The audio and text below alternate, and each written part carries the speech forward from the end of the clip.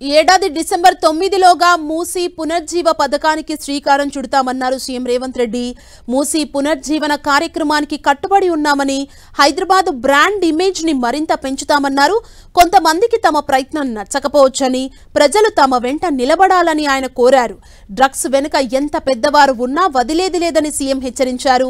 Form హౌస్లలో drugs దందా చేసే వారిని ఉపేక్షించుకోమన్నారు. తెలంగాణ నుంచి డ్రగ్స్ మాఫియాను తరిమి కొడతామని, అందుకే ఈగల్ టీమ్ ని తీసుకొచ్చామని సీఎం రేవంత్ రెడ్డి చెప్పారు. భవిష్యత్ తరాలకు మూసీ నది పరివాహక ప్రాంతం ప్రపంచానికి ఆదర్శంగా నిలబడే విధంగా ఈనాడు ప్రభుత్వం ప్రణాళికలు రచిస్తుంది. తొందరలోనే ఈ ప్రణాళికలను కార్యక్రమాలను ప్రారంభించుకుంటాం. డిసెంబర్ 9, 2025 లోపల ఈ ప్రణాళిక కార్యక్రమాలను ప్రారంభించుకుంటామని తెలియజేయడానికి నేను సంతోషపడుతున్నాను. మత్తు మహమ్మారి గంజాయి కావచ్చు, డ్రగ్స్ కావచ్చు, తెలంగాణ యువతను పట్టి పీడిస్తున్నది. ఇది నా సమస్య, మీ సమస్య, ప్రతి పేదవాడి సమస్య.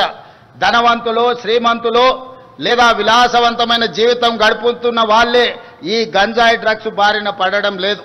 ఈనాడు జరుగుతున్న కేసులు, వస్తున్న సమాచారం, మధ్యతరగతికి సంబంధించిన యువత కూడా పెడధోరణిలో పోతున్నారు.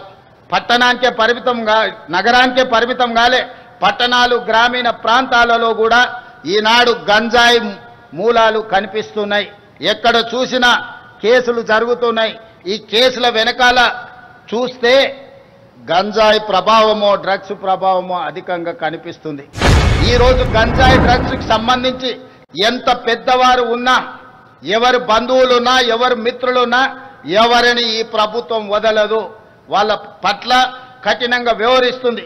రాజకీయాలలో వాళ్ళకు హోదాలు ఉండొచ్చు, ఆ హోదాలలో ఉన్న వాళ్ళకు బంధువులు ఉండొచ్చు, ఆ బంధువులకు ఫామ్ హౌజులు ఉండొచ్చు.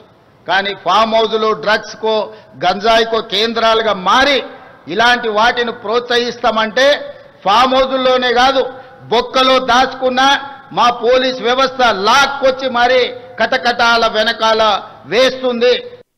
కొంతమంది రాజకీయాల కోసం కొన్ని ఆలోచనలు చేసి ఈ స్థలాలు పోతున్న రైతులను రెచ్చగొట్టాలని, రోడ్ల మీదకి తేవాలనే ప్రయత్నం చేస్తున్నారు. ఈ ప్రయత్నాలు తెలంగాణ అభివృద్ధిని అడ్డుకుంటాయి. తెలంగాణ అభివృద్ధి నిరోధకులుగా కొంతమంది మారి రాజకీయ స్వార్థం కోసం ఎవరైనా పని చేస్తే వాళ్ళ పట్ల తెలంగాణ సమాజం అప్రమత్తంగా ఉండాలి. ఈనాడు తెలంగాణ అభివృద్ధి చేసుకోకపోతే, మనం ఈనాడు తెలంగాణను ప్రపంచంతో పోటీ పడే విధంగా తీర్చిదిద్దుకోకపోతే మన భవిష్యత్ తరాలకు మనమే తీరని నష్టం